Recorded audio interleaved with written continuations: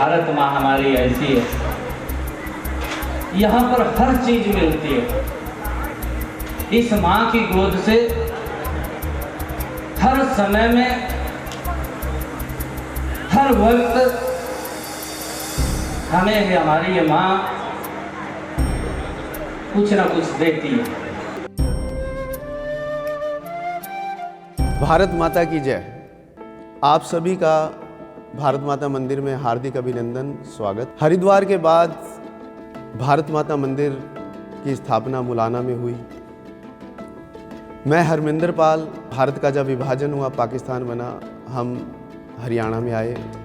मैं बचपन से राष्ट्रीय स्वयंसेवक संघ से जुड़ा रहा और उसका एक छोटा सा कार्यकर्ता। संघ की शाखा में जाना और राष्ट्रीय भाव हमारे अंदर भरता गया और यहाँ संघ की शाखा प्रारंभ की।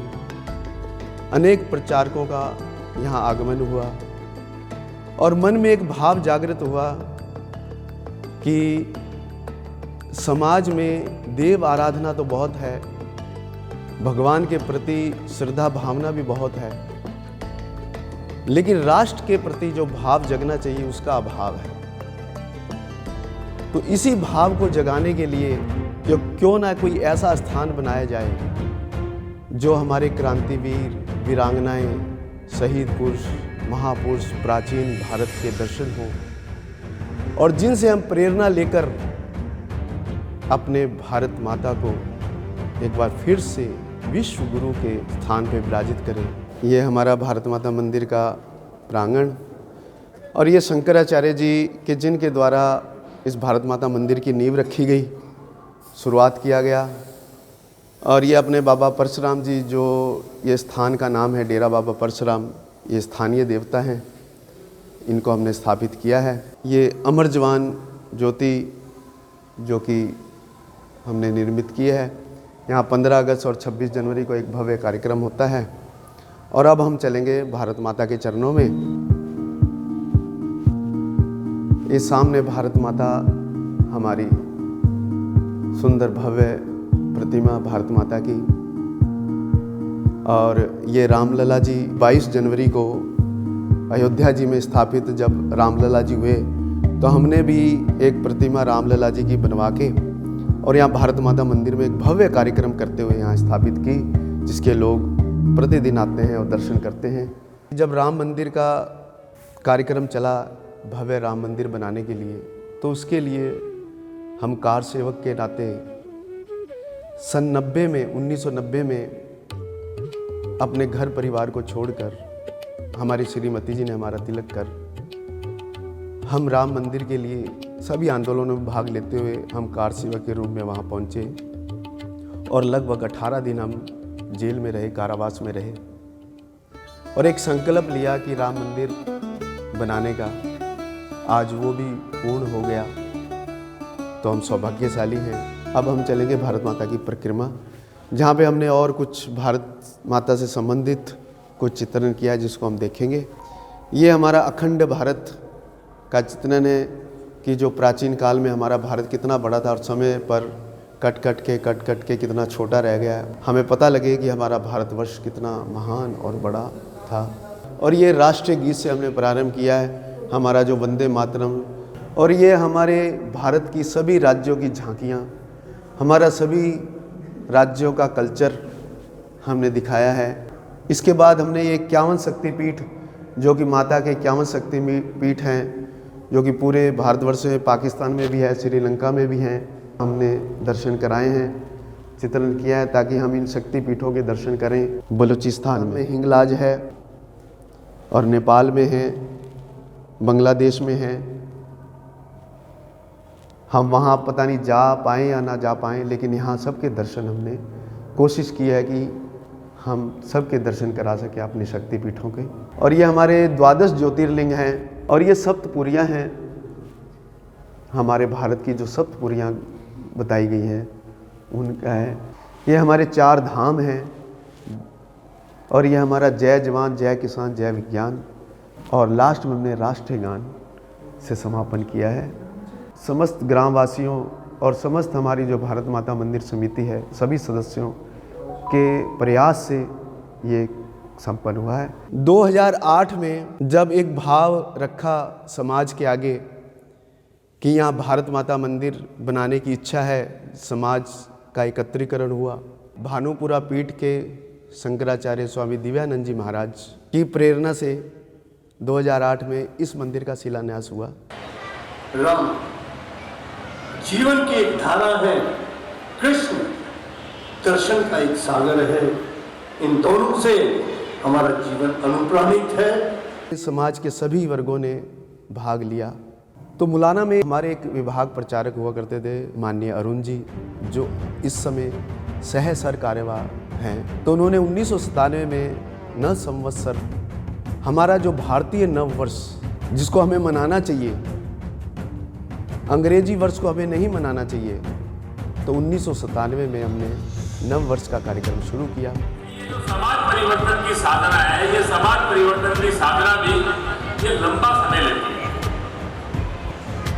वास्तव में इस नववर्ष के आयोजन की समिति, भारत माता मंदिर की समिति, मुलाना के नगर के सब धार्मिक सामाजिक संस्थाओं के लोग ये अभिनंदन के पात्र हैं कि इसके लिए ऐसे सब लोग जिन्होंने लगातार इस कार्यक्रम पर अपना आशीर्वाद बनाए रखा, परिश्रम किया, सहयोग किया, ऐसे सब संस्था, कार्यकर्ता, बंधुओं का और ऐसे गणमान्य लोगों का मैं सर्वप्रथम अभिनंदन करता हूँ। लोगों से चर्चा करते, बाजार में बैनर लगाते, लोग कहते ये नया वर्ष क्या होता है, ये नव संवत्सर क्या होता है। तो हमने, जो पुराने लोग, बुजुर्ग लोग, वो तो जानते थे कि नया संवत्सर जब प्रारंभ होता है, नई फसल आगमन होती है, नए सेशन शुरू होते हैं स्कूलों के, बैंकों के, और प्रभु श्री रामचंद्र जी का राज्य अभिषेक भी दिवस होता है और नवरात्रे भी प्रारंभ होते हैं। तो प्रकृति में भी पूरा परिवर्तन आता है। ऐसा वर्ष जो जिसको वाकई कहते हैं कि कुछ परिवर्तन हुआ है, जबकि 31 दिसंबर और जनवरी में कुछ भी परिवर्तन नहीं आता और ठंड बढ़ती है। यहाँ पे हर चीज में परिवर्तन आता है। ऐसा नव वर्ष हमारा वर्ष जो प्रकृति जिसको मनाती है, प्रकृति की नई कोपलें फूटती है, नयापन आता है, जीवन में एक नयापन आता है। तो ऐसे वर्ष को हमें मनाना चाहिए। अपने भारतीय नव वर्ष, भारतीय संस्कृति जागृत रहे। तो उसके लिए हमने प्रयास शुरू किया। शुरू में हम 8-10 लोग हुआ करते थे। प्रभात फेरी निकालना 5-10 लोग जाया करते थे, और लोगों को धीरे धीरे जागृत शुरू किया। पम्पलेट छापने शुरू किए।